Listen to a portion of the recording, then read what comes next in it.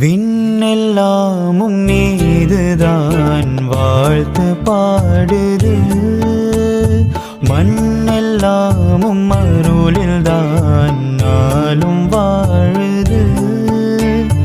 யா ரசூல் இறையின் தூதரே.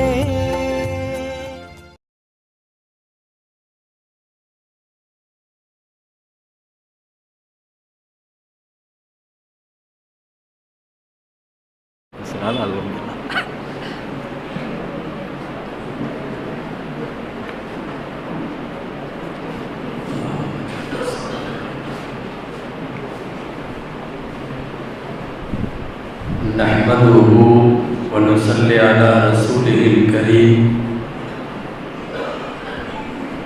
अम्मा बअद, फ़क़द क़ाल अल्लाहु सुब्हानहु व तआला फ़ी कलामिहिल क़दीम वल फ़ुरक़ानिल हमीद, अऊज़ु बिल्लाहि मिनश शैतानिर रजीम, बिस्मिल्लाहिर्रहमानिर्रहीम।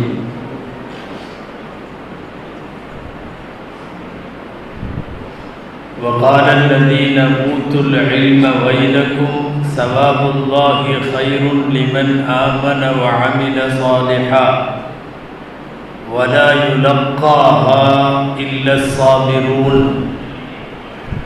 सदक़ल्लाहुल अज़ीम। वक़ाल रसूलुल्लाहि सल्लल्लाहु अलैहि वसल्लम फ़इन्नल उलमाअ वरसतुल अंबिया फ़इन्नहुम लम युवर्रिसू दीनारन वला दिरहमा इन्नमा वर्रसू अल इल्म फ़मन अख़ज़हु अख़ज़ बिहज़्ज़िन वाफ़िर। सदक़ रसूलुल्लाह सल्लल्लाहु अलैहि वसल्लम। அளவற்ற அருளாளனும் நிகரற்ற அன்புடையோனுமாகிய எல்லாம் வல்ல அல்லாஹுவின் பெயரால் துவங்குகிறேன். அருமை நாயகம் முஹம்மது ரசூலுல்லாஹ் ஸல்லல்லாஹு அலைஹி வஸல்லம் அவர்களின் மீதும் நற்பாக்கியங்கள் நிறைந்த அவர்களுடைய உம்மத்தின் மீதும், குறிப்பாக இந்த பட்டமளிப்பு விழா அரங்கில் வீற்றிருக்கிற நம் அனைவர் மீதும் எல்லாம் வல்ல அல்லாஹுவின் நல்லருள் என்றென்றும் நிறைவாக உண்டாவதாக. ஆமீன். கண்ணியத்திற்குரிய ஜெயபஸ் அரபிக் கல்லூரியினுடைய இந்த பட்டமளிப்பு விழாவினுடைய தலைவர், பட்டமளிப்பு மேடையில் வீற்றிருக்கக்கூடிய உலமா பெருமக்கள், சமுதாய பிரமுகர்கள், மதரசாவின் நன்கொடையாளர்கள், மதரசா மற்றும் பைத்துல் மாலினுடைய நிர்வாக பெருமக்கள், எனக்கு முன்னாலே உரையாற்றிய அறிஞர் பெருமக்கள், குறிப்பாக இங்கே பட்டம் பெற்ற மௌலவிகளுக்கு தங்களின் திருக்கரத்தால் சனது வழங்கி அமர்ந்திருக்கக்கூடிய நூற்றுக்கணக்கான ஆலிம்களின் ஆசிரியர் பெருந்தகை ஹஸரத் கிப்லா தாமத் பரக்காத்துஹும் உள்ளிட்ட இந்த உயர்ந்த அவையில் பங்கேற்றிருக்கிற பெரியோர்கள், தாய்மார்கள், சகோதரர்கள், பட்டம் பெறுகிற மௌலவிகள், அவர்களின் உறவினர்கள், உங்கள் அனைவருக்கும் என் ஆரம்பமான அஸ்ஸலாமு அலைக்கும் வரஹ்மத்துல்லாஹி வபரகாத்துஹு. அல்லாஹ்வின் பேரருளால் அஸாதுல் மில்லத் அவர்களினுடைய மறைவிற்கு பிறகு மீண்டும் ஒரு புது பொலிவோடு இந்த மதரசாவை திறம்பட தலைமையேற்று சபூர் மொய்தீன் ஹஸரத் அவர்கள் நடத்தி கொண்டிருக்கிறார்கள். புதிய கட்டட வேலைகள் உட்பட ஒரு புதிய வளர்ச்சியை நோக்கி மதரசாவை நகர்த்துவதில் இங்கிருக்கிற நிர்வாக பெருமக்களின் பங்கு மகத்தானது. அல்லாஹ் அவர்களுக்கு துணை நிற்பானாக என்று நான் ஆரம்பமாக துவா செய்து கொள்ளுகிறேன். பட்டம் பெறக்கூடிய மௌலவிகள் மட்டுமல்ல, இங்கே அமர்ந்திருக்கின்ற 1வது சும்ராவிலே இருந்து 7 சும்ரா வரையும் ஓதக்கூடிய மாணவர்கள் தங்களுடைய வாழ்க்கையை மார்க்கத்தினுடைய கல்விக்காக, அல்லாஹ் ரசூலை பற்றி தெரிந்து கொள்ளுவதற்காக அவர்கள் மதரசாக்களுக்கு அனுப்பப்பட்டிருக்கிறார்கள். அன்பிற்குரியவர்களே, மதரசாக்கள் தான் இஸ்லாத்தினுடைய கோட்டை. நான் ஏதோ மிகைப்படுத்தி பேசுவதாக நீங்கள் நினைக்க வேண்டாம். நபிகள் நாயகம் ஸல்லல்லாஹு அலைஹி வஸல்லம் இந்த உலகத்தில் இருந்து விடைபெறுகிற போது இந்த மார்க்கத்தை அவர்கள் நம்பி ஒப்படைத்து விட்டு போனது ஒரே ஒரு திண்ணை மதரசாவிடமும் அந்த மதரசாவின் மாணவர்களிடமும். வேறு யாரை நம்பியும் இந்த மார்க்கத்தை ஒப்படைக்கவில்லை. அன்றைக்கு வேறு எந்த மீடியாவும் இல்லை. மதரசா தான் ஒரே ஒரு மீடியா. அதுவும் ஒரே ஒரு மதரசா தான், அது திண்ணை மதரசா. இந்த மதரசாவிலே ஓதிய மாணவர்கள் திண்ணை தோழர்கள், சஹாபா பெருமக்கள். அவர்களின் வழியாகத்தான் இஸ்லாம் நாலா பக்கமும் 8 திக்கிலும் பரவத் தொடங்கியது. இன்றைக்கு சுமார் 200 கோடி பேர் உலக முஸ்லிம்களாக வீற்றிருக்கிறோம் என்றால் 200 கோடி பேருக்கும் இஸ்லாத்தை சதக்காவாக தந்தது அந்த மதரசா தான், அந்த மதரசாவினுடைய மாணவர்கள் தான். நான் யாரையும் குறை சொல்லுவதற்காக பேசவில்லை. இன்றைக்கு நிறைய இஸ்லாமிய அழைப்பு பணிகளை செய்கிறார்கள். அது தஅவாக்களாக இருந்தாலும் தஅவத்துகளாக இருந்தாலும் நல்ல பணி, மாற்று கருத்தில்லை. ஆனால் நீங்கள் எல்லாம் இந்த பணிக்கு புறப்பட்டு வந்து 100 வருஷம் தான் ஆகிறது, 150 வருஷம் தான் ஆகிறது. 1400 வருஷமாக இஸ்லாத்தை கொண்டு வந்தது யார்? 1400 வருஷமாக இஸ்லாத்தை மேலோங்க செய்தது யார்? நாடுகள் தோறும் இல்லை, நகரங்கள் தோறும் இல்லை, குக்கிராமங்கள் தோறும் பட்டி தொட்டி எல்லாம் கலிமா தௌஹீதை கொண்டு போய் சேர்த்தது யார்? மதரசாக்கள் தான் சேர்த்தது. ரசூல் ஸல்லல்லாஹு அலைஹி வஸல்லம் வஃபாத்தாகிற போது யாராவது சில பணக்காரர்களை கூப்பிட்டு கொஞ்சம் செலவு பண்ணி இந்த மார்க்கத்தை நடத்துங்க சொல்லலை. யாராவது சில ஊரில் உள்ள விஐபிகளை கூப்பிட்டு, பணக்காரங்களை கூப்பிட்டு, அல்லது பதவியில் உள்ளவங்களை கூப்பிட்டு இந்த மார்க்கத்தை கொஞ்சம் நாலா பக்கமும் எடுத்துட்டு போங்க சொல்லலை. பரம ஏழைகளாக பஞ்சத்திலே இருந்த, வயிற்று பிழைப்பிற்கு கூட வழிகொள்ளாமல், ஆனால் மதரசாவே கதி என்றிருந்த அந்த திண்ணை தோழர்களிடம்தான் நான் உங்களுக்கு இந்த மார்க்கத்தை விட்டுவிட்டு போகிறேன் என்று சொல்லி ஒப்படைத்தார்கள். அதனுடைய விளைவு இன்றைக்கு எல்லா பக்கமும் மார்க்கம் பரவி நிற்கிறது. நான் சொல்ல வந்தது, சமுதாய மறுமலர்ச்சி என்பதற்கு அடிப்படை காரணம் மதரசாக்கள். கற்பனைக்கு சொல்லுகிறேன், உலகத்தில் இருக்கிற மதரசாக்கள் எல்லாம் மூடப்படுமானால், ஒரு கற்பனைக்கு சொல்லுகிறேன், எல்லா மதரசாவும் மூடிவிட்டால் முட்டாள்கள் அறிஞர்களாகி விடுவார்கள். ஹராம் எல்லாம் ஹலால் ஆகிவிடும், ஹலால் எல்லாம் ஹராம் ஆகிவிடும்.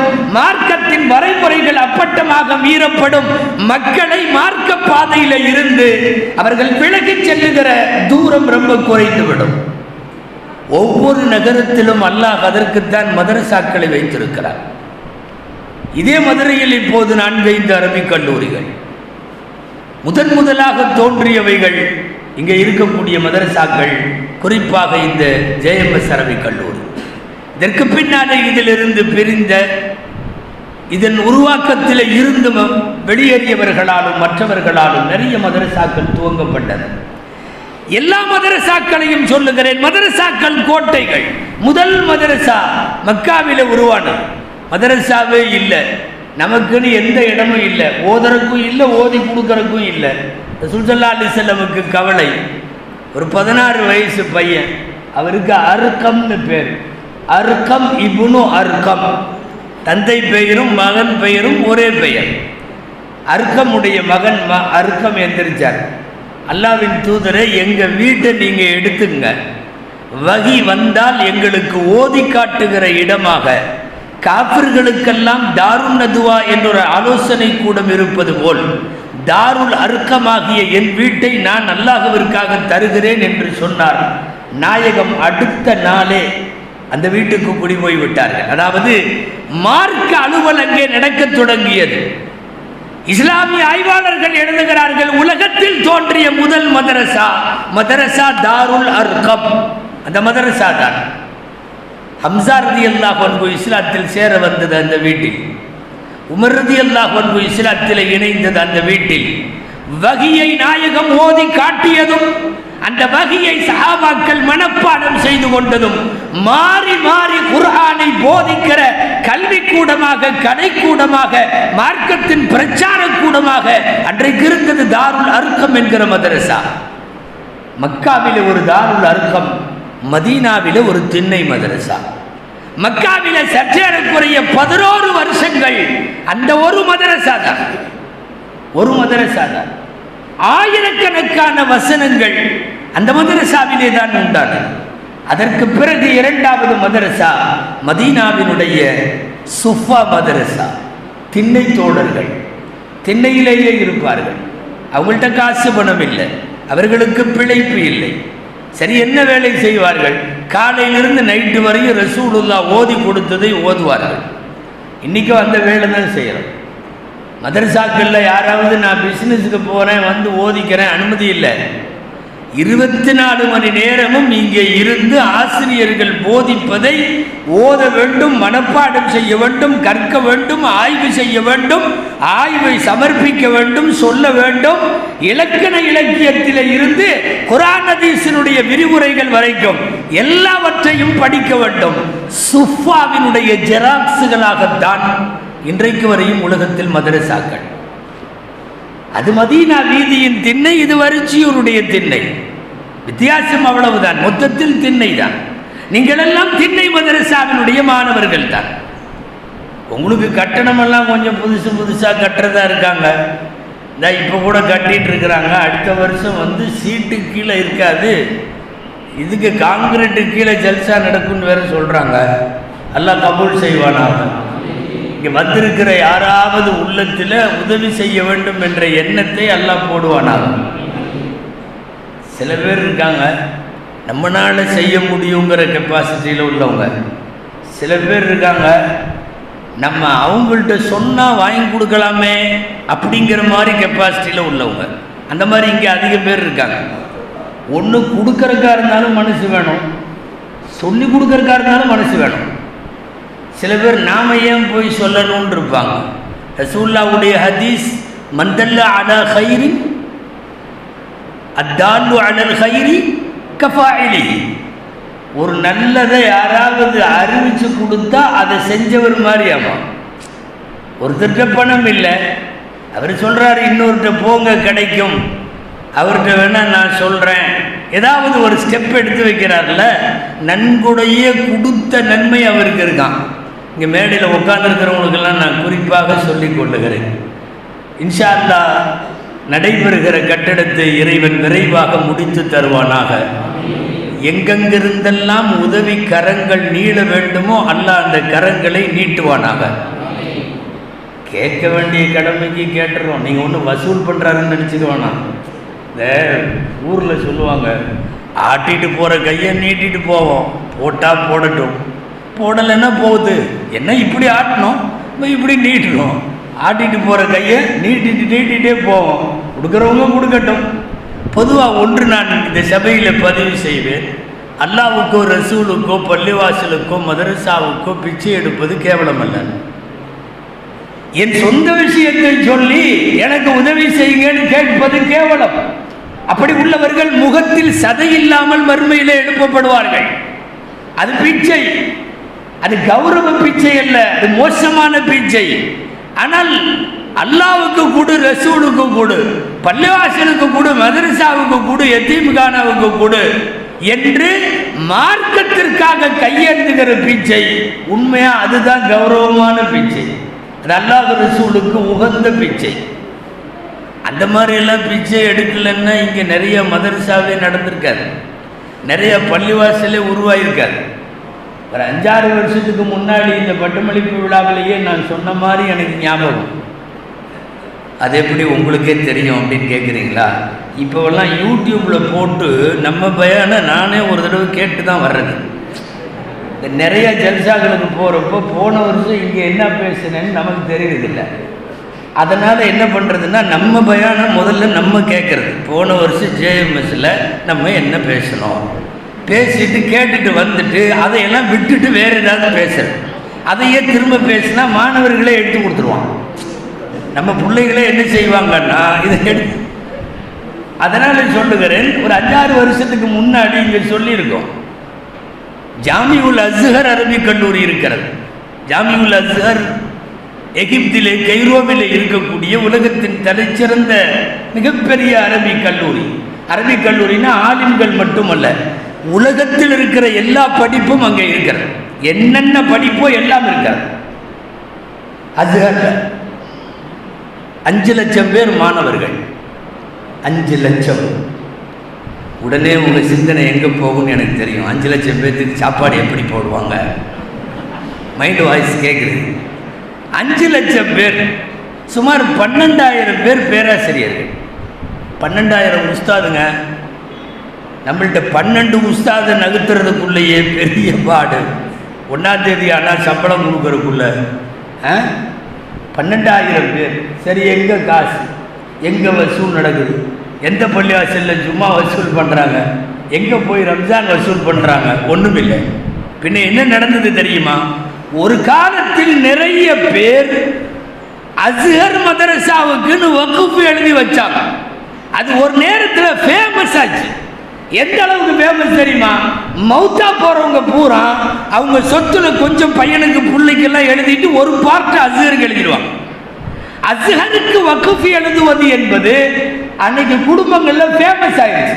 என்ன, அவன் மௌத்தாயிட்டானாமா, அஸ்ஹருக்கு ஒன்றுமே எழுதாம மௌத்தாயிட்டானாமா என்று பேசுகிற அளவுக்கு ஆனது. இங்கே இல்லை, உலகம் பூரா. எகிப்தில் அஸ்ஹரில் இருக்கிற அரபிக் கல்லூரிக்கு இலங்கையில் வாடகை வர்ற ப்ராப்பர்ட்டி இருக்கு. நம்புவீங்களா நீங்க? இலங்கைக்கும் அஸ்ஹருக்கும் என்ன சம்பந்தம்? எக்கச்சக்கமாக இலங்கையிலே அஸ்ஹருக்கு சொத்து இருக்கிறது. சுமத்ரா நதிக்கரையினுடைய ஓரம் இந்தோனேசியாவினுடைய சுமத்ரா ஓரங்கள் பூரா அஸ்ஹருக்கு ப்ராப்பர்ட்டி இருக்கு. எந்த அளவுக்குன்னா, இந்தோனேசியாவில் மௌத்தாகிற எல்லாம் அஸ்ஹருக்கு எழுதி வச்சுட்டு மௌத்தாகுவாங்க. நான் சொல்றதை வச்சு இங்கே எதையாவது எழுதி வாங்க போறாங்கன்னு நீங்க பயப்படுவானா? நான் பொதுவாக சொல்றேன். அரபிக் கல்லூரிகள் நடந்தது எப்படி, வளர்ந்தது எப்படி, அவங்களுக்கு காசு கிடைச்சது எப்படின்னு சொல்றதுக்காக இதை சொல்ல வர்றேன். அப்ப அஸ்ஹருக்கு இலங்கையில சொத்துண்டு, இந்தோனேசியாவில் சொத்துண்டு, மத்திய கிழக்கு நாடுகள் என்று சொல்லப்படக்கூடிய மிடில் ஈஸ்ட் கண்ட்ரிஸ் அத்தனையிலும் சொத்துண்டு. 5 லட்சம் மாணவர்ல இன்னொரு 5 லட்சம் பேருக்கு சேர்த்தனாலும் அங்கே காசு இருக்கிறது. ஒரு தன்னிறைவை பெற்றிருக்கிறார்கள். மதரசாக்கள் அப்படிங்கிறது இப்படி 4 பேர் வகுப்பு எழுதி வச்சு 4 பேர் கொடுத்து 4 பேர் உருவாக்கி அப்படித்தான் வந்ததை ஒழிய, இது யாரோ தனிப்பட்ட ஒரு மிராசுதார் ஒரு ஜமீன்தார் உட்கார்ந்து எழுதி வச்சு உருவாக்குவதல்ல. அந்த அடிப்படையில் தான் மதரசாக்களில் நடைபெறுகிற சின்னஞ்சிறிய பெண்ணம்பெரிய எந்த வேலைகளானாலும் அதில் நம்முடைய பங்களிப்புகள் இருக்க வேண்டும். ஒன்று நேரடியாக பங்களிப்பு செய்யுங்க, இல்லைன்னா பங்களிப்பு செய்கிற யார்கிட்டையாவது சொல்லியாவது உங்கள் பங்களிப்பை காட்டுங்க. செய்யலாமா? இன்ஷா அல்லாஹ். எப்பவுமே நம்ம சமுதாயத்தில் இன்ஷா அல்லாஹ் சத்தமாக வரும். அல்லாஹ் கபூல் செய்வானா? அன்பிற்குரியவர்களே, மக்காவின் மதரசா தாருல் அர்கம், மதீனாவின் மதரசத்து சுஃபா, எகிப்திலே ஹிஜ்ரி 300களிலே தொடங்கப்பட்ட ஜாமிஉல் அஸ்ஹர், இதெல்லாம் தான் இந்த மதரசாவினுடைய கோட்டைகள், இந்த சமுதாயத்தின் கோட்டைகள், இஸ்லாமினுடைய வளர்ச்சிக்கான சாதனங்கள். ஹிஜ்ரி 400கள் 4வது நூற்றாண்டு வந்த போது என்ன ஆயிடுச்சுன்னா, நிசாமியான்னு ஒரு மதரசாவை பக்தாதில் உருவாக்கினார். இமாம் கஸ்ஸாலி ரஹ்மத்துல்லாஹி அலைஹி போன்றவர்கள் எல்லாம் படித்தது அங்கேதான். நிறைய சூஃபியாக்கள் படித்தது அங்கேதான். அகில உலகத்தில் போற்றப்படுகிற அறிஞர் பெருமக்கள் எல்லாம் படித்தது நிசாமியா. அங்கே ஒரு நிசாமியா வந்துச்சா, கொஞ்ச நாளில் இந்த பக்கம் ஒரு நிசாமியா, அந்த பக்கம் ஒரு நிசாமியா. நீங்கள் நம்ப மாட்டீங்க, பக்தாதுக்குள் 39 மதரசா, 39க்கும் நிசாமியான்னு பேர். எல்லாத்திலிருந்தும் ஆலிம்கள் வந்தார்கள், எல்லாத்திலிருந்தும். பகதாத் இல்மின் தலைநகரம், பகதாத் கல்வியின் கேந்திரம் என்றெல்லாம் சொல்லப்படுவதற்கு காரணம் என்ன தெரியுமா? பகதாத் முழுக்க இஸ்லாமிய பல்கலைக்கழகங்கள். அந்த அடிப்படையில் மதரசாக்கள் தான் உயிர் நாடிகள் என்று சொல்ல வருகிறேன். இங்கே ரெண்டு விஷயம் சொல்ல வேண்டும். இந்த எதிரிகள்லாம் வந்த உடனே ஃபஸ்ட்டு அழிக்கிறது மதரசாவை தான். ஏன்னா அவனுக்கு தெரியும் பப்ளிக் முஸ்லீம்கள் வேற, அந்த முஸ்லீம்களை எல்லா நன்மையும் செய்ய தூண்டிட்டு இருக்கிறது இந்த மாதிரி கூட்டம். இந்த கூட்டம் இருக்கிற இடத்தை முதல்ல ஒழிக்கணும். தாத்தாரிகள் படையெடுத்தார்கள் பல்வேறு அரபு நாடுகளின் மீது. தாத்தாரிகள் உள்ள வந்த உடனே பள்ளிவாசல அடிக்க மாட்டான், ஊர்ல இருக்கிற ராணுவ முகாமையெல்லாம் கை வைக்க மாட்டான், எடுத்த உடனே மதரசா தான். மதரசாவை அழித்தான். நான் இப்போது குறிப்பிட்ட பகதாதின் மதரசாக்கள் அத்தனையும் ஒரு நேரத்தில் அங்கிருக்கிற கிதாபுகள் எல்லாம் எரிக்கப்பட்டது. நீங்கள் கேள்விப்பட்டிருப்பீர்கள், யூப்ரட்டிஸ் டைகரிஸ் நதி எல்லாம் கருப்பு நிறத்தில் ஓடியது கிதாபுகளுடைய மைகளால். ஆற்று தண்ணீராக ஓடவில்லை, கிதாபுகளின் கருமைகளின் தண்ணீராக ஓடியது என்று படிக்கிறோமே. தாத்தாரிக்கு தெரியும் ஃபர்ஸ்ட் அழிக்க வேண்டியது மதரசாவை தான். ஏன் இந்த நாட்டில் பிரிட்டிஷ்காரன் என்ன செய்தான்? 47க்கு முந்தைய இந்தியாவினுடைய விடுதலை வரலாற்றில் டெல்லியிலும் அதன் சுற்றுப்புறங்களிலும் நிறைய மதரசாக்கள் அழிக்கப்பட்டது. அவன் மதரசாவை போய் கை வைக்கிறதுக்கு காரணமே என்ன தெரியுமா? அவனுக்கு தூங்க விடாம பண்றது பூரா மதரசாக்கள் இருக்கிற உலமாக்கள், குறிப்பாக தாருலும் தேவபந்தில் உள்ளவர்கள். நார்த் இந்தியாவில் அன்றைக்கு ஃபேமஸான மதரசா ரஹீமியா போன்றவைகள். மதரசாக்களை அழிக்காமல் முஸ்லிம் சமுதாயத்தை அழிக்க முடியாது. அவங்க எல்லாத்துக்கும் அது தெரியும், அதெல்லாம் தெரியும். தாத்தாரிகளுக்கு தெரிஞ்சிருக்கு மதரசானா என்ன, பிரிட்டிஷ்காரனுக்கு தெரிஞ்சிருக்கிறது மதரசானா என்ன. இப்ப இருக்கிற ஒன்றிய அரசினுடைய ஒரு சில மதம் பிடித்தவர்களுக்கு தெரிஞ்சிருக்கிறது மதரசானா என்ன. அஸ்ஸாமில் இருக்கிற ஒரு சிஎம் சொல்றான், எங்க நாட்டில் மதரசாங்கிற வார்த்தையவே இல்லாமல் செய்வோம். சமீபத்திய செய்தி என்ன தெரியுமா? அஸ்ஸாமில் உள்ள 250 மதரசாக்கள்ல 250 மதரசாவையும் அரசு எடுத்துக்கொண்டது. அரசு எடுத்துக்கொண்டு என்ன அர்த்தம் தெரியுமா? நீங்க என்ன போதிக்கிறீங்க? தப்சீர் போதிக்கிறோம், ஹதீஸ் போதிக்கிறோம், கூடவே அவன் 2 கொடுத்துருக்கான், ராமாயணமும் போதி, மகாபாரதமும் போதி. இல்லை நாங்கள் அரபியில் போதிக்கிறோம், ராமாயணத்தை அரபியில் போதி, மகாபாரதத்தை அரபியில் போதி. மட்டுமல்ல, நாங்கள் சொல்றப்போலாம் லீவ் விட்டுரு. ஒன்றிய அரசின் கைகளுக்கு கீழே மதரசாக்கள் போகிற போது அதனுடைய கோரப்பட்கள் எப்படி இருக்கும் என்பதற்கு இது உதாரணம். உச்சகட்டமாக போன மாசம் நடந்தது என்ன தெரியுமா? மதரசாவினுடைய முதல்வர் அறைக்கு பின்னாலே மாநில முதல்வர் படமும் பிரதமர் படமும் இருக்க வேண்டும். அதுக்கு முன்னாடி தான் அஜரத் உட்கார்ந்துருப்பார். ஒன்றிய அரசு நாளைக்கு எடுக்குதுன்னு வைங்களேன் மதரசாக்களை, இதுதான் கதி. ஒன்றிய அரசினுடைய பிஎம்மும் சிஎம்மும் இருக்கணும். எந்த சிஎம் தெரியுமா? இந்த நாட்டில் மதரசாவை இல்லாமல் ஆக்குவேன்னு சொன்னவருடைய படத்தை நாம வச்சிருக்க வேண்டிய அபாய கட்டத்திலே இருக்கிறோம். எல்லாத்துக்கும் தெரிகிறது மதரசா ஒழிக்கப்பட வேண்டும். ஏன் அவர்கள் கண்களில் எல்லாம் மதரசா துவம்சமாக தெரிகிறது, வித்தியாசமாக தெரிகிறது? இங்க படிச்சுட்டு போறவங்க தான் மசூதிகளில் தலைமை ஏற்கிறார்கள், இங்க படிச்சுட்டு போறவங்க தான் சமுதாய தலைவர்களாக வருகிறார்கள், இங்க படிச்சுட்டு போனவங்க சொல்றபடிதான் சமுதாயம் கேட்கிறது. எனவே முதல்ல அடிமடியில் கை வைக்க வேண்டும். மதரசாக்களை தான் முதல்ல டார்கெட் பண்றான். இங்க மட்டும் என்ன வாழுகிறது? எல்லா இடத்திலும் தான் சொல்லுகிறேன். ஏதோ ஓரளவு கொஞ்ச நெஞ்சம் இந்த பெரியார் அண்ணா அவங்கெல்லாம் இங்கே இருந்துட்டு போனதுனால இன்னும் டைரக்டா மதரசா மேலே அட்டாக் வரல. இருந்தாலும் அந்த அட்டாக்கையும் தாண்டி சின்ன சின்னதாக குறும்பெல்லாம் செய்வாங்க. அப்பப்போ அதிகார வர்க்கத்தில் உள்ளவர்கள் அந்த குறும்பெல்லாம் அப்பப்போ கொஞ்சம் கண்டுபிடிச்சி பண்ணிக்கிட்டே இருக்கணும். இங்கே எனக்கு முன்னால் பேசிய அன்புக்குரிய பெரியவர் அப்துல் காதர் மன்பை அதிர்த்தவர்கள் அவங்க பேசுகிறப்போ சொன்னாங்க, நீங்கள் எல்லாம் என்ன படிக்கணும்னு சொன்னாங்க? அப்துல்லம்மா எல்லாரும் படிக்கணும்னு சொன்னாங்க. அப்துல்லம்மாவை நான் சொன்னேன், மதரசாக்களுக்குன்னு சொல்லி சில குறும்பெல்லாம் செய்வானுவானு. அப்துல்லமாவுடைய கட்டணம் 550 ரூபா. எல்லாம் அரசியல் சம்மந்தப்பட்டவங்களாம் இருக்கிறதுனாலே சொல்கிறேன். 550 ரூபா கட்டணம் அப்சல் உலமா, அதாவது அரபி பண்டிட். உருதுல 2 பட்டம், ஒன்று அதீபே ஃபாசில், இன்னொன்று முன்சி ஃபாசில். ரெண்டுக்குமே கட்டணம் 550 ரூபா. அடுத்து சமஸ்கிருதம், அதனுடைய பண்டிட், அதுக்கு கட்டணம் 550 ரூபா. இது எல்லாம் சேர்ந்து மெட்ராஸ் யூனிவர்சிட்டியில் இதுக்கு பேர் ஓடி எக்ஸாம், ஓரியண்டல் டைட்டில் எக்ஸாமினேஷன்ஸ்னு பேர். இது இருக்குது. தமிழ்நாட்டில் உள்ள மதரசா பிள்ளைங்க, நிஸ்வான் பிள்ளைங்க எல்லாம் அப்துல்லமா எழுதுகிறாங்க. வாணியம்பாடி, ஆம்பூர், ஆற்காடு, குடியாத்தம், வேலூர் பூரா அதீபே ஃபாசில் எழுதுகிறாங்க. மற்றபடி வேறு சமுதாயத்தை சார்ந்த அந்த 2% நிறைய பேர் சமஸ்கிருதம் எழுதுகிறாங்க. இந்த வருஷம் என்ன நடந்தது தெரியுமா? அரபி பண்டிட்டுடைய கட்டணம் 550 3000 உயர்த்தப்படுகிறது. உருது பண்டிட்டுடைய கட்டணம் சென்னை பல்கலைக்கழகத்தில் 550 3000 உயர்த்தப்படுகிறது. என்ன நடந்துச்சு? அப்ளிகேஷனில் பாதி தான் வந்துச்சு. கொஞ்சம் வறுமையில் உள்ளவர்கள் எழுதுறது பூரா ஓதர புள்ள என்ன பாக்கெட்டில் 10,000 வச்சுட்டு சுற்றுவோம், எழுதலை. நிறைய நிஸ்வான் பிள்ளைங்க போடலை. ஒரு அதிர்ச்சி என்ன தெரியுமா? அப்பப்போ குறும்பு செய்வாங்கன்னு சொல்கிறேன்ல, அந்த குறும்பில் ஒன்று, ஒரே யூனிவர்சிட்டியில் ஒரே செக்ஷனுக்கு கீழே இருக்கிற அரபி பண்டிட்டுக்கு 3000, உருது பண்டிட்டுக்கு 550 3000, சமஸ்கிருதத்துக்கு பழைய கட்டணம் 550. அதுதான் குறும்புங்கிறது.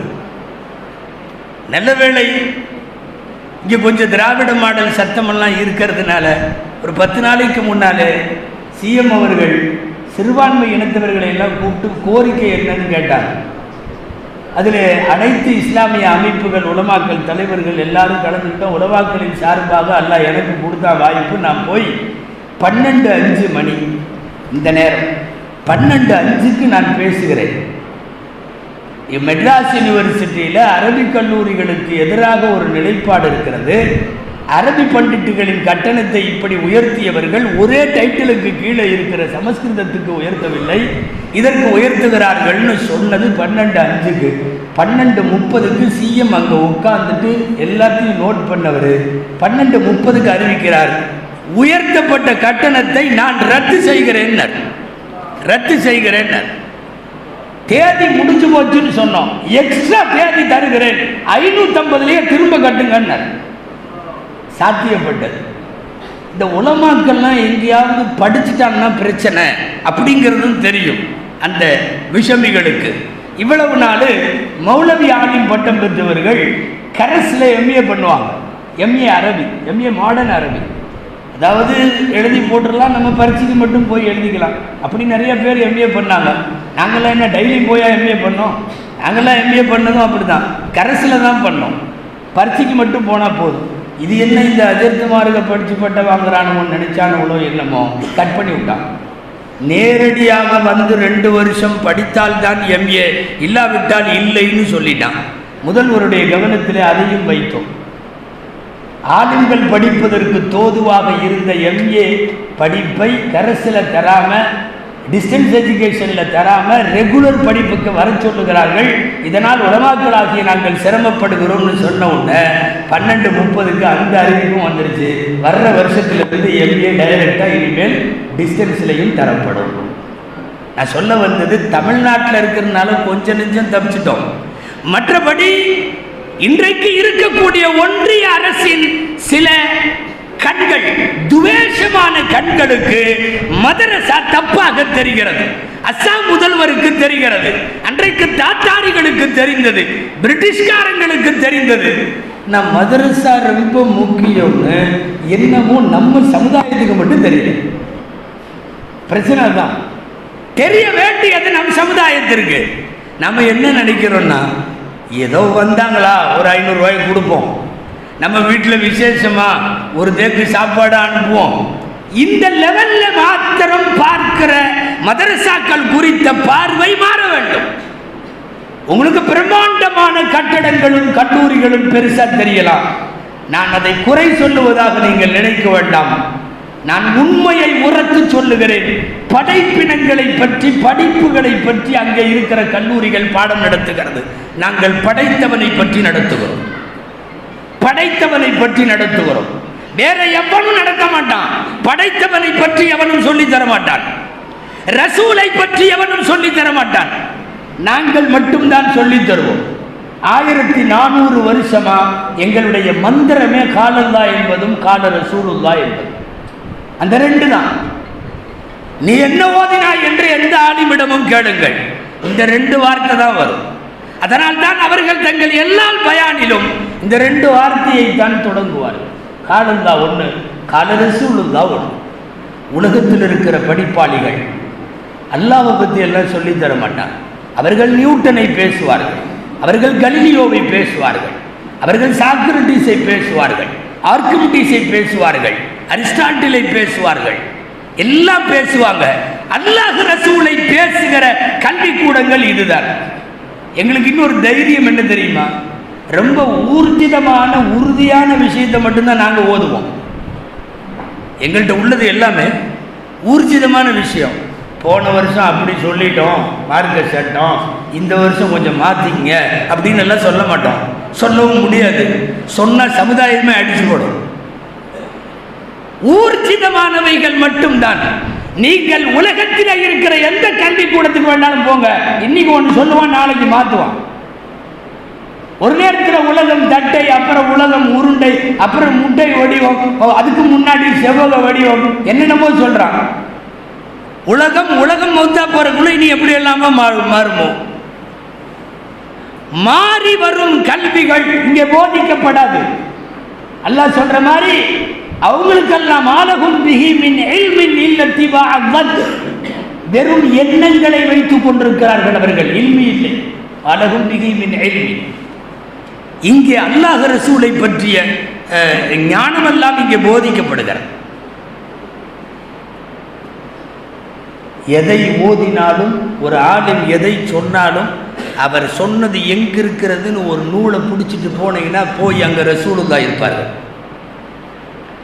நான் ஒரு செய்தியை சொல்லுகிறேன், அது எங்க உஸ்தாது சொன்னாருன்னு நான் சொல்லுவேன்.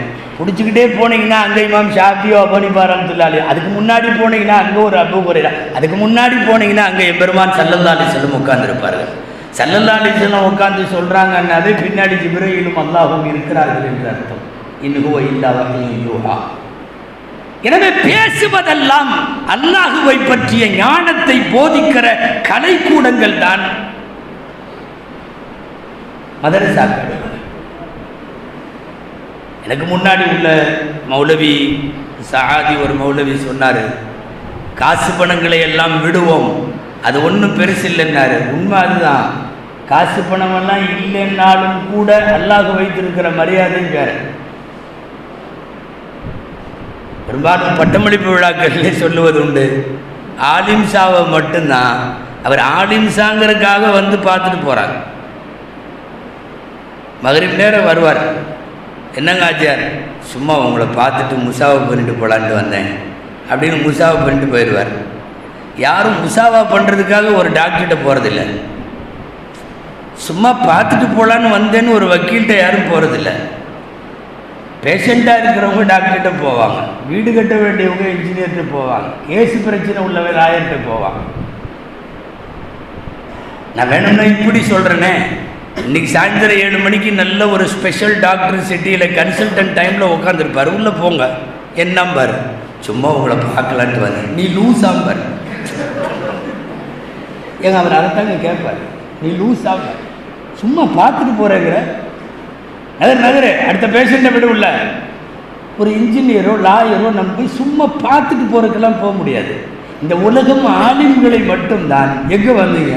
உங்களை சந்திச்சுட்டு போகலான்ட்டு வந்தோம், முசாவா பண்ணிட்டு போகலான்ட்டு வந்தோம், உங்கள் துவா வாங்கிட்டு போகலான்ட்டு வந்தோம். அல்லாஹ் கண்ணியத்தை எங்கு வைத்திருக்கிறான் என்பதை நான் பட்டம் பெறுகிற மௌலவிகளுக்கு மட்டுமல்ல, வருங்காலத்தில் ஓதக்கூடியவர்களுக்கும் சேர்த்து சொல்லுகிறேன். கல்வியால் அடைந்த சிறப்பு என்பது எக்கச்சக்கம் எக்கச்சக்கம். அதனால் தான் இந்த கல்வியை எங்க இருந்தாலும் போய் தேட வேண்டும், எங்கிருந்தாலும் போய் தேட வேண்டும். தமிழ்நாட்டு மாணவர்கள் அஸ்ஹரிலே படிக்கிறார்கள், தமிழ்நாட்டு மாணவர்கள் மதீனாவிலே படிக்கிறார்கள், தமிழ்நாட்டு மாணவர்கள் உலகத்தினுடைய பெரிய பெரிய யூனிவர்சிட்டியிலெல்லாம் படிக்கிறார்கள், தமிழ்நாட்டிலும் ஓதுகிறார்கள். எங்கிருந்தாலும் போய் ஓத வேண்டும். பெருமானார் ஸல்லல்லாஹு அலைஹி வஸல்லம் சொன்னார்கள் அல்லவா, உத்லுபுல் இல்ம வலவ் பிஸ்ஸீன். உத்லுபுல் இல்ம வலவ் பிஸ்ஸீன் அர்த்தம் எங்க இருந்தாலும் ஓதுங்க.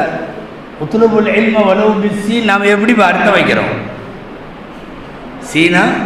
சீனா சென்றாயினும் சீர்கல்வி கற்றுக்கொள்ளுங்கள் அப்படின்னு பயானெலாம் பண்ணுறோம், நிறைய பண்ணுறாங்க. ஆனால் அந்த அர்த்தம் அவ்வளவு நல்லா இல்லைன்னு சொல்கிறாங்க. அன்பிற்குரியவர்களே, எங்களுடைய உஸ்தாத் மருகும் PhD எதிர்த்தவர்கள் சமீபத்தில் காலம் சென்றார்கள். அல்லாஹ் அவர்களின் கபரை ஒளிவாக்குவானாக. கடைசியாக அதிர்த்தவர்களுடைய வஃபாத்தின் ஒரு மாதத்திற்கு முன்னால் நான் எழுதிய ஒரு இஸ்லாமிய புத்தகம் வேர்களும் விழுதுகளும் என்கிற இஸ்லாமிய வரலாறு, அதுக்கு மதிப்புரை வாங்குறதுக்காக அசத்துட்டு போயிருந்தேன். எழுதி ஒரு பக்கம் எழுதி கையெழுத்து போட்டு கொடுங்கன்னு. அந்த நூல் கூட இப்போது மௌலவிகளுக்கு கொடுத்துருக்காங்கன்னு நினைக்கிறேன். அதில் கொடுத்துருக்காங்க. அந்த புக்கில் PhD கையெழுத்து இருக்கும். அதை வாங்குறதுக்காக போய் உட்காந்துருக்கும். எப்போது பேசினாலும் அதிர்த்தவர்கள் போன வேலையோடு நிற்காது, வேறு ஏதாவது இல்மு சார்ந்து பேசுவார்கள். அதிர்த்தவர்களுடைய பாணி. அப்போது அதிர்த்தவர்கள் சொன்னார்கள், சதீர்தே உத்லுபுல் இல்ம வலவ் பிஸ்ஸீன் எல்லாம் பேசுறியா, அதுக்கு அர்த்தம் சொல்லு. நம்ம வழக்கம் போல சீனா தேசம் சென்றாயினும் சீர்கல்வியை கற்றுக்கொள்ளுங்கள் அப்படின்னா, எப்பா உனக்கு இது சரியா தெரியுதா இந்த அர்த்தம் அப்படின்னாங்க. தெரியாத மாதிரி முடிச்சோம். பொதுவாக இந்த மாதிரி நேரத்தில் அமைதியாக இருக்கணும். அல்லாஹ் ரசூலுல்லாஹி ஆலம் மாதிரி அவங்க ஏதாவது சொல்லுவாங்க. இப்போ சொன்னாங்க, மதீனாவில் ரசூலுல்லாஹ் உட்காந்துருக்கிறப்ப சீனாவுக்கு போய் சொல்கிறது லாஜிக்காக ஒத்து வருதா? சீனாவுக்கு எதுக்கு போகணும்? நுபுவத்து மதீனாவில் இருக்குது, நபித்துவம் மதீனாவில் இருக்குது, நபி மதீனாவில் இருக்கிறார்கள், கல்வி அங்கே தான் இருக்குது. அனமதீனத்துல் இல்மி வ அலியும் பாபுகா, நான் இல்மின் பட்டணம், அலி அதன் தலைவாயில். இல்மின் பட்டணம் மதீனா, அதன் வாயில் இருக்கிற இடம் மதீனா. பின்ன எதுக்கு சீனா போகணும்? சரி, அதுக்கு பின்ன வேறு என்ன சொல்கிறது? நாங்கள் அப்படி தான் பேசிகிட்டு இருக்கிறோம். சீனா தேசம் சென்றாயினும் சீர்கல்வி கற்றுக்கொள்ளு. அரபு சட்டம் ஒன்றை சொன்னார்கள். இங்கே இருக்கிற உலமாக்களுக்கு தெரியும். உத்லுபுல் இல்ம வலவ், இந்த லவ்வுக்கு பின்னால் பெரும்பாலும் ஒரு ஃபெயல் ஒளிந்திருக்கும். எனவே அர்த்தத்தை இப்படி வை, உத்லுபுல் இல்ம வலவ் குன்தும் பிஸ்ஸீன், நீங்கள் சீனாவில் இருந்தாலும் இங்கு வந்து மார்க்கம் படித்துக் கொள்ளுங்கள் என்று அர்த்தம். சீனா சென்றாயினும் அல்ல, நீ சீனாவிலே இருந்தால். அன்னைக்கு இருக்கிற தொலைதூர நகரம் சீனா. அதுக்கப்புறம் அந்த அல்பியாவுடைய ஒரு பைத்தை அப்படி படிக்கிறாங்க, லவ்வுக்கு பின்னால் பெரும்பாலும் காணையக்கூனும் மறைந்திருக்கும் என்கிற பைத்தை படித்து நீ எடுத்துப்பாரு என்று அங்கே எடுத்து காட்டி, உங்களுக்கு இப்போ புரியுதா? உத்லுபுல் இல்ம வலவ் குன்தும் பிஸ்ஸீன், நீ சீனாவில் இருந்தாலும், நீ ஆப்பிரிக்காவில் இருந்தாலும், நீ அண்டார்டிகாவில் இருந்தாலும், நீ ஆஸ்திரேலியாவில் இருந்தாலும், நீ உலகத்தின் எந்த மூலையில் இருந்தாலும் மார்க்கம் எங்கு இருக்கிறதோ அங்க நீ போன்னு அர்த்தம்னாங்க. அன்னையிலிருந்து இன்னைக்கு வரைக்கும் எந்த மேடையிலையும் சீனா சென்றாயினும்னு நான் சொல்றதில்லை. நீ சீனாவிலே இருந்தாலும், நீ எங்க இருந்தாலும் மார்க்கம் எங்கு இருக்குமோ, ஷரியத்து எங்கு இருக்குமோ அங்கு போய் படித்துக்கொள். ஷரியத்து மதீனாவிலே இருந்தது. சஹாபாக்கள் மதீனாவுக்கு வந்தார்கள். சீனா அக்கம் பக்கத்தில் இருந்தெல்லாம் வந்தார்கள், மதீனாவுக்கு வந்தார்கள். எனவே மாணவர்கள் இன்றைக்கும் அஸ்ஹருக்கு போகிறார்கள், மதீனாவுக்கு போகிறார்கள், தேவபந்திற்கு போகிறார்கள், பாக்கியாத்திற்கு போகிறார்கள், லால்பேட்டைக்கு போகிறார்கள், ஏன் இந்த மதுரை JMS வரைக்கும் வருகிறார்கள். இதைவிட சின்ன சின்ன மதரசாக்களுக்கும் போகிறார்கள். அந்தந்த பகுதிகளிலே எங்கெல்லாம் கல்வி கிடைக்குமோ அங்கெல்லாம் பயணப்படுகிறார்கள். கல்வியை தேடிய பயணம் என்பதுதான் இவ்வளவு நாளாக இந்த மார்க்கத்தை தூக்கி நிறுத்தி இருக்கிறது. மதரசா என்ன செய்யுது? உலமாக்கள் என்ன செய்யறாங்க? மார்க்கத்தை பாதுகாக்கிற ஒரு மிகப்பெரிய அறப்பணியை செய்கிறார்கள். நான் ஆரம்பத்தில் சொன்ன மாதிரி மதரசாக்கள் இல்லை, உலமாக்களும் இல்லை. ஒரு மாசம் போதும், எல்லா ஹராமும் ஹலால் ஆகும், ஹராம் எல்லாம் ஹலால் ஆகும், ஹலால் எல்லாம் ஹராம் ஆகும். இப்பவே நம்ம கொஞ்சம் இப்படி திருமணம்னா நிறைய ஹலால் ஆகிறான்.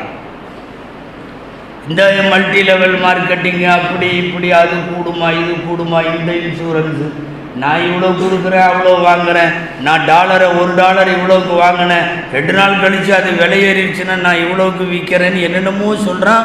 எல்லாம் கூடுற மாதிரியே தெரியுது, பார்த்தா கூடாது.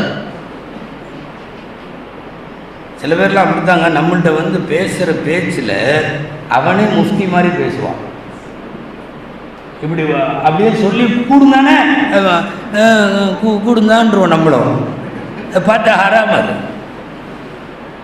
உலமாக்கள் இல்லை என்றால் எக்கச்சக்கமான ஹலால் ஹராம் ஆயிரும்.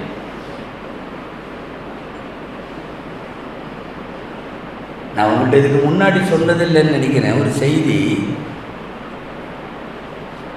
சென்னையில் ஒரு வழக்கறிஞர், பிரபலமான வழக்கறிஞர், முஸ்லீம் வழக்கறிஞர், சீனியர் லாயர். சொல்லும்போதே உங்கள் பல பேர்த்துக்கு அவர் மைண்டு ஞாபகத்துக்கு வந்திருக்கலாம். அந்த தொடர்பு உள்ளவங்களுக்கு சமீபத்தில் மௌத்தாயிட்டார். இப்போ இந்த வருஷத்தில் அவர் அடிக்கடி மார்க்க விஷயம் பேசுவார். அவர் எங்கிட்ட கேட்ட ஒன்று, என்கிட்ட மட்டுமில்லை 2-3 உலமாக்கிட்ட என்ன கேட்குறாரு தெரியுமா? ஹஜ்ரத், குரானில் நீங்கள் உறவு வைத்துக் கொள்வதானால் ஒன்று மனைவிகளாக இருக்கணும், இல்லைன்னா வமா மலக்கத்து ஐமானுகும், வழக்கரம் சொந்தமாக்கி கொண்டு அடிமை பெண்களாக இருக்கணும். 2 தான் குரானில் வருது, வேற எதுவும் இல்லைன்னு வருது. சொல்லிட்டு அவர் கேட்குறாரு, மாமலக்கத்து ஐமானுகும்னா என்ன ஆசத்துன்னு கேட்டார். வழக்கரம் சொந்தமாக்கி கொண்டு அடிமை பெண்கள். அப்போ உலமாக்கள் விளக்கம் சொன்னாங்க. அந்த காலத்தில் அடிமை பெண்கள் இருக்கும், போரில் இருப்பாங்க, போர்லேருந்து கைது செய்யப்பட்டு கொண்டு வரப்பட்டால் அவங்க அடிமை பெண்கள் பேர். அவங்கள வந்து நாம் நம்முடைய வேலைகளுக்கும் பயன்பாட்டிற்கும் ஏன் படுக்கை தேவை வரைக்கும் அவர்களை உபயோகப்படுத்திவிட முடியும். எனவே இந்த உலகத்தில் உடலுறவு கொள்வது என்பது இருந்தால் ஒன்று அலா அஸ்வாஜிகமாக இருக்க வேண்டும், அவுமாமலுக்கத்து ஐமானுகமாக இருக்க வேண்டும். இன்னைக்கு இருக்காங்களான்னு கேட்டார். பாவம், அவர் என்ன தேவையோ தெரியல. இன்னைக்கு இருக்காங்களான்னு கேட்டார். மாமலக்க தைமானும் அவர் சொன்ன இன்னைக்கு இல்லை. அவர் வக்கீல் தானே, அந்த லாயருக்கு அந்த ஆர்கியூமெண்ட் புத்தி இருக்கும், அந்த எதிர்த்து வாதாடுற டேலண்ட். உடனே கேட்குறாரு, ஏன் ஹஜ்ரத் இன்னைக்கு இல்லாத ஒன்று குரானில் இருக்கலாமா அப்படின்னாரு. இருந்தாலும் என்ன சொல்ல வர்றாருன்னு தெரியலையே. இல்லாத ஒன்று குரான் முதல்ல இருந்துச்சுங்க, முதல்ல இருந்துச்சு. போகிற போக்கில் இனி வந்து அடுத்த காலங்களில் வரலாம். எப்போவாவது மீண்டும் ஒரு அடிமை பெண்கள் அதெல்லாம் வேணாம். ஒரு 1000 வருஷத்துக்கு முன்னாடி தான் அடிமை பெண்கள்ன்றது இருந்துச்சு, இன்னைக்கு இல்லை. குரானில் உள்ள மாறி மாறி ஒரு இடத்துல இல்லை.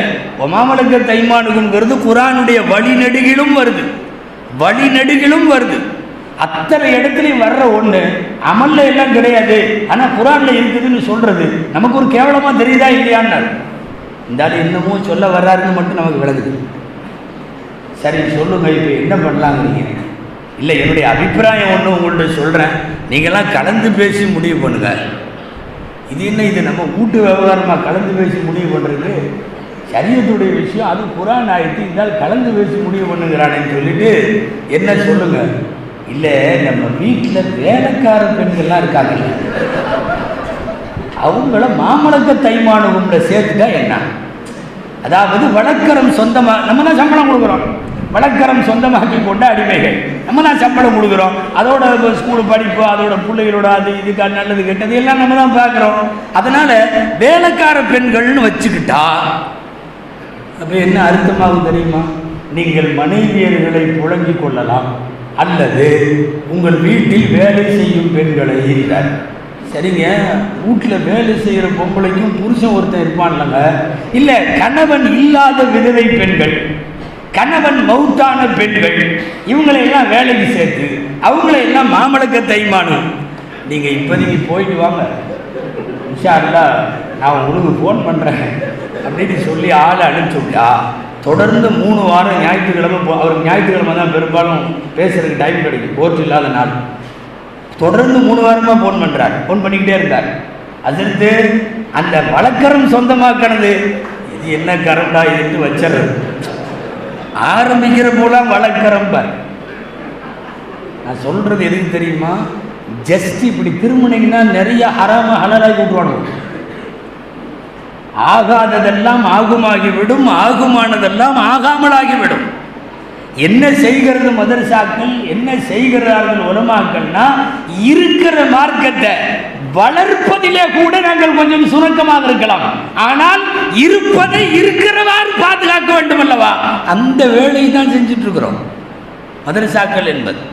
இந்த மாமலக்கத்துக்கும் மைமானுக்கும் மாதிரி ஒரு 40 மசாலாவை வச்சுட்டு நிறைய பேர் வெளியே சுற்றுறான். ஏதாவது சந்து கிடைச்சா உள்ள சொல்லி விட்டோம்னா, இவங்கெல்லாம் ஒரு உலமாக்கள் தானே, ஜமாத்துலமா அப்படி இப்படின்னெல்லாம் இருக்காங்கல்ல, இவங்கெல்லாம் ஒன்று சேர்ந்து உட்காந்து டிக்ளேர் பண்ணி, எனவே இனிமேல் வேலைக்கார பெண்களின் சட்டம்னு அறிவிச்சுறாங்களான்னு நினைக்கிறான். 1 கோடி உலமாக்கள் ஒரு இடத்துல சேர்ந்தாலும் குர்ஆனுடைய புள்ளியை மாற்ற முடியாது, குர்ஆனுடைய ஒரு சின்ன எழுத்தை கூட இது பண்ண முடியாது. இறைவன் தஹரீமுல் ஹலாலை தஹலீலுல் ஹராமை உலமாக்கள் கையில் கொடுக்கல. ஒன்று நல்லா தெரிஞ்சுங்க, எந்த மார்க்கமெல்லாம் அந்தந்த மதங்களின் பாதிரிகளின் கையில் இருந்ததோ அதுவெல்லாம் நாசமாக போச்சு. தௌராத்தை மாற்றிட்டான், இஞ்சியில மாற்றிட்டான், ஜபூரை மாற்றிட்டான். 16,000 தடவை பைபிளை திருத்திருக்கான். 1-2 இல்லை, 16,000 தடவை. எங்க ஒரு புக்கை 16,000 தடவை திருத்தினா அது அசல் புக்கு மாதிரி இருக்குமா? அசல் புக்கு மாதிரி இருக்குமா? 16,000 தடவை திருத்திருக்கான். ருஹ்பான்களிடமும் அஹ்பார்களிடமும் அந்தந்த மத அறிஞர்களிடம் ஒப்படைக்கப்பட்ட மதங்களெல்லாம் வீணாக போய்விட்டது. அந்த வேதமெல்லாம் திருத்தப்பட்டது, நீக்கப்பட்டது, சேர்க்கப்பட்டது, புதுப்பிக்கப்பட்டது, மறுபரிசீலனை செய்யப்பட்டது, தேவையில்லைன்னா தூக்கப்பட்டது. இன்னைக்கு குர்ஆனும் ஹதீஸும் ஷரியத்தும் மாறவே இல்லை. காரணம், இந்த சட்டத்தை இறைவன் நீங்க பார்த்து மாத்திக்கிங்கன்னு சொல்லி உலமாக்கள்கிட்ட ஒப்படைக்கல, நீங்க மாத்திக்கிங்கன்னு இங்க இருக்கிற சமுதாய தலைவர்கள்ட்ட கொடுக்கல. யாரும் மாற்ற முடியாது, யாரும் மாற்ற முடியாது. அத்தனையும் அல்லாஹ்வுடைய பொறுப்பு. فَأَحِلُّوا مَا أَحَلَّ اللَّهُ فَحَرِّمُوا مَا حَرَّمَ اللَّهُ وَمَا سَكَتَ وَسَكَتَ عَنْ أَشْيَاءَ مِنْ غَيْرِ نِسْيَانٍ. அவன் ஹராமாக்கியதை ஹராம் என்று வையுங்கள், ஹலாலாக்கியதை ஹலால் என்று வையுங்கள். மறதியெல்லாம் இல்லை, அவன் வேண்டுமென்றே சில விஷயத்தை அமைதியாக விட்டுருக்கான், நீங்களும் அமைதியாக விட்டுருங்க. இது மார்க்கம் நமக்கு சொல்லித் தருகிற செய்தி.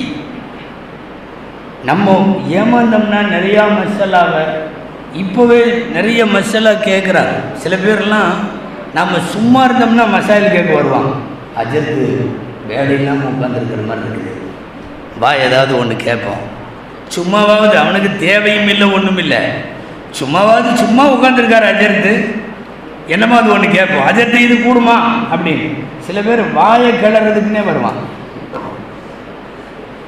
அந்த மாதிரி உறவனுக்கு அவன் வாயை கிளற மாதிரி பதில் சொல்லிடணும். விதண்டாவாதமாக கேட்டால் விதண்டாவாதமாக பதில், தெரியாமல் கேட்டால் தெரியாமல் பதில். அது முன்னோர்களுடைய உலமாக்களுடைய பாணி. அது கேட்க வர்றவங்களை பொறுத்து தானே. அல்லாமா ஷாபி ரஹ்மத்துல்லாஹின்னு ஒருத்தர் இருந்தாங்க, பெரிய ஆளி, ஃபத்வா கொடுப்பாங்க, முஃப்தி அவங்க, காசி அவங்க, அவங்களுக்கு ஒரு சீட் இருக்குது. சில பேர் இருக்கான் காசிகிட்ட சும்மாவாவது வருவாங்க, காசிகிட்ட வந்து கேள்வி கேட்பான்.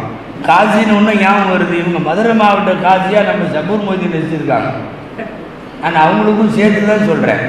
சில பேர் உங்கள்கிட்ட சும்மா இருந்தால் வந்து கேட்பான் ஏதாவது. ஆனால் காசியை சந்திக்கிறதெல்லாம் பெரும்பாலும் தலாக்கு நிக்கா காலம் பூரா. இனி வந்து காசிக்கு வேலை என்ன தெரியுமா, சேர்த்து வச்சுக்கிட்டே இருக்கணும், இல்லைன்னா பிரித்து வச்சுக்கிட்டே இருக்கணும். சமயங்களில் பிரிக்கலைன்னா நம்மளே விட மாட்டான், பிரித்து மேய்ஞ்சிருவான். ஆமாம், சண்டைக்குன்னே வருவான். சில பேர் சும்மா இருந்தோம்னா சும்மா தானே இருக்காரு, 2 கேள்வி கேட்போன்ட்டு வருவான். இமாம் ஷாபிகிட்ட வந்து ஒரு ஆள் கேட்டார், தெரியாமல் கல்யாணம் பண்ணி வச்சுட்டாங்க, இப்போ தான் தெரியுது கல்யாணத்துக்கு அப்புறம் அந்த புள்ள கொஞ்சம் நொண்டுதுன்னார். காலு நல்லா இருக்குன்னு நினச்சி கட்டி வச்சுட்டாங்க போல தெரியும், புள்ள கொஞ்சம் நொண்டுதுன்னார். அவன் வந்தமே விவகாரம் முடிச்சார். ஷாபி இமாம் சொன்னாங்க, நீங்கள் தான் ஒரு நல்ல முடிவு சொன்னோம், நொண்டி புள்ள கூட நான் எப்படி வாழ்கிறது அப்படின்னார். ஷாபி சொன்னாங்க, ஓட்டப்பந்தயத்தில் கலந்துக்கிறதுக்காக கல்யாணம் பண்ணியிருந்தீங்கன்னா தலாக்கு விட்டுரு, இந்த பொண்ணு ஒத்து வராது. குடும்பம் நடத்துறதுக்காக கல்யாணம் பண்ணியிருந்தேன்னா மரியாதையாக போய் வாடும். அந்த ஆள் வேறு ஒன்றுமே பேசலை, எந்திரிச்சு போயிட்டார். இந்த ஆள் ரொம்ப மோசம் அப்படின்னு சொல்லிட்டு போயிட்டார். நீ ஓட்டப்பந்தயம் நடத்துறதுக்காக கல்யாணம் பண்ணியிருந்தீங்கன்னா தலாக்கெல்லாம் விடாத, இது பண்ணு, குடும்பம் நடத்து. ஷாஃபி இமாம்கிட்ட அவங்க கேள்விகளும் பதில்களும் ரொம்ப அலாதியானது. மஜாலிசு ஷாபின்னு சொல்லி ஷாபியுடைய மஜ்லிஸுகள்லாம் கிதாபில் இருக்கு. ஒரு ஆள் வந்து கேட்டார், ஹஜ்ரத் நான் ஆற்றுல குளிக்கிறேன், கிபிலாவை முன்னோக்கணுமா பின்னோக்கணுமான்னார். அவன் பாத்ரூமில் குளிக்கிறதுக்கே கேட்க மாட்டான். இவர் எங்கே குளிக்கிறாரு? ஆற்றுல குளிக்கிறானா, கிபிலாவை முன்னோக்கணுமா கிழக்கையா மேற்கையாங்கிறார். ஷாபி அவனை ஒரு தடவை கிழக்கை மிளக்கி பார்த்துட்டு ஷாபி சொன்னாங்க, கிபிலாவை முன்னோக்கம் வேணாம் பின்னோக்கம் வேணாம், உன் துணியை எங்கே கழட்டி வச்சிருக்கியோ அங்கே முன்னோக்கிக்கோ. எவனாவது துணியை தூக்கிட்டு போயிட்டானா இல்லையா? மூசா அலைஹிஸ்ஸலாத்தோட துணியை தூக்கிட்டு போயிட்டானுவோம். அவர் பின்னாடியே ஓடுற மாதிரி ஆகிப்போச்சு. அதனால் கிபிலாவை எல்லாம் முன்னோக்காத, எங்கே துணியை கழட்டி வச்சிருக்கியோ அங்கே முன்னோக்கு. அதாவது நிறைய கேள்விகள் கேட்பார்கள், நிறைய மசாயில்கள். முதல்ல எல்லாம் பழைய உலமாக்கள் எல்லாம் பாதுகாத்துட்டான்னு நினைக்கிறேன். சிக்கலான பெரிய கேள்வியெல்லாம் அந்த மாதிரி தெரில. வெள்ளிக்கிழமை நோன்பு வைக்கலாமா, இந்த நேரம் தொழுகலாமா, ராஜ்ய தொழுகை எத்தனை மணி வரையும், நஃபில் நோம்பு இப்படி வைக்க, இப்படி தான் கேள்வி இருந்துச்சு. அவங்களும் படித்ததை டக்கு டக்குன்னு சொல்லிட்டாங்க. இன்றைக்கி இந்த கருவிகளும் இளவுகளும் கண்டுபிடிப்புகளும் வந்ததுக்கப்புறம் என்னென்னமோ கேட்குறான், என்னென்னமோ கேட்குறான். ஃபத்வா நிலையங்களுக்கு வரக்கூடிய கேள்விகளை. போன வாரம் ஒரு கேள்வி என்னன்னா, குழந்தை பெறுவதற்கு குழந்தை பிறக்கலை, கணவனும் மனைவியுமாக சேர்ந்து பல்லாண்டுகள், வேறு ஒரு குழந்தையை எடுத்து வளர்க்கிறார்கள். இன்னைக்கு மருத்துவத்தில் கருத்தரிப்பு மையங்களில் பல்வேறு வசதிகள் வந்திருக்கிறது. அதில் ஒன்று என்னன்னா, கர்ப்பம் ஆகாத சாதாரண தாய்க்கும் மருந்து கொடுத்து பால் சுரக்கிற ஏற்பாட்டை மருத்துவம் செய்கிறது. அப்படி பால் சுரக்கிற மருத்துவத்தின் மூலமாக மட்டும் பால் ஏற்பாடு செய்கிற ஒரு பெண்ணின் பாலை குடிக்கிற போது இந்த அந்நிய குழந்தைக்கு தாய்க்குடி அந்த பால் குடி சட்டமெல்லாம் வருமா? அந்த பாலை குடித்தால், ஏனென்றால் அது கணவன் மூலமாக ஏற்பட்டதல்ல, கர்ப்பத்தின் மூலமாக ஏற்பட்டதல்ல, மருத்துவத்தின் மூலமாக ஏற்பட்டது. இன்னைக்கு இந்த மசாய், இன்னைக்கு டெஸ்ட் பேபி, அது இது, வாடகை தாயை வைத்து குழந்தை உண்டாக்குதல், எக்கச்சக்கமான பிரச்சனைகளை இன்றைக்கு கேட்கிறார்கள். காலம் செல்ல செல்லவும் கருவிகள் வளரவும் வளரவும் புதிய புதிய மசாயில் நிறைய வருகிறது. மார்க்கத்தை கற்றவர்களும் சட்ட விளக்க நூல்களை படித்தவர்களும் ஹிதாயா போன்று, துருல் முக்தார் போன்று, மஹல்லி போன்று, ஜமுல் ஜவாமி போன்று முக்கியமான மார்க்க சட்டங்களின் கிதாபுகளை தெரிந்து வைத்திருக்கிற உலமாக்கள் மட்டும் நகர்ந்து விட்டாலோ அல்லது கொஞ்சம் அயர்ந்து விட்டாலோ மார்க்கத்தின் ஏராளமான சட்டங்கள் பாதிப்புக்கு உள்ளாகிவிடும். அதனால மார்க்க சட்டங்களை மிகுந்த பேணிக்கையோடு பாதுகாத்து வருவது மதரசாக்கள் தான். நான் துவக்கத்தில் சொன்னதை மீண்டும் சொல்லி நான் நிறைவுக்கு வருகிறேன். அன்பிற்குரியவர்களே, இந்த உலகத்தின் எல்லா எதிரிகளுக்கும் தெரியும், அழிக்கப்பட வேண்டியது மதரசாக்கள் தான். அப்படி என்றால் என்ன பொருள்? சொந்த சமுதாயத்திற்கு தெரிய வேண்டும், பாதுகாக்கப்பட வேண்டியது மதரசாக்கள் தான். அந்த பாதுகாப்பை மதரசாக்களுக்கும், மதரசாவின் அறிஞர்களுக்கும், மதரசாவிலே பாடம் நடத்துவோருக்கும், படிப்போருக்கும் இந்த சமுதாயம் அதை கைவிட்டு விட்டால் மார்க்கத்தினுடைய வருங்காலத்தின் வளர்ச்சி என்பது இருளாகி போய்விடும். எனவே ஒரு மாண்பார்ந்த வகையில் 1400 வருஷமாக ஒரு அமைதியான ஓடம் போல தன் பயணத்தில் போய்கொண்டு தன் வேலையை செய்து கொண்டிருக்கிற மதரசாக்களை உதாசீனப்படுத்தி விடாதீர்கள், மட்டம் தட்டி விடாதீர்கள். காலம் வளரலாம், கல்லூரிகள் வளரலாம், என்னென்னமோ படிப்பெல்லாம் வரலாம், எல்லாம் படைப்புகள் சார்ந்த படிப்புகள். நாங்கள் படைத்தவனை பற்றி தொடர்ந்து பேசுவோம். அல்லாஹு ஜல்ல ஷானுஹு தஆலாவிடத்தில் துஆ செய்வோம். அல்லாஹ் உலகம் முழுக்க இருக்கிற மதரசாக்களை அல்லாஹ் பாதுகாத்து அருள்வானாக. அந்த மதரசாக்கள் ஏற்கனவே கொடுத்து கொண்டிருக்கிற அந்த கல்வி பணி என்கிற அறப்பணியை தொய்வில்லாமல் தொடர்ந்து செய்ய அல்லாஹ் தௌஃபீக் செய்வானாக. இன்றைக்கு பட்டம் பெறுகிற மௌலவிகளும் ஏற்கனவே பட்டம் வாங்கியிருக்கிற உலமாக்களும் கொஞ்சம் கூட அயர்ந்து விடாமல் சோர்ந்து விடாமல் தொடர்ந்து மூச்சு உள்ள வரையிலும் மூர்க்கமாய் மார்க்கப்பணி செய்துவிட அல்லாஹ் அவர்களுக்கு மன ஊக்கத்தையும் வலிமையும் வழங்கி அருள்வானாக என்று வல்லோன் அல்லாஹ்விடத்தில் துஆ செய்து நல்ல வாய்ப்பிற்கு நன்றி சொல்லி வார்த்தைகளை முடிக்கிறேன். வஆகிரு தஅவானா அனில் ஹம்துலில்லாஹி ரப்பில் ஆலமீன். அஸ்ஸலாமு அலைக்கும் வரஹ்மத்துல்லாஹி வபரகாத்துஹு.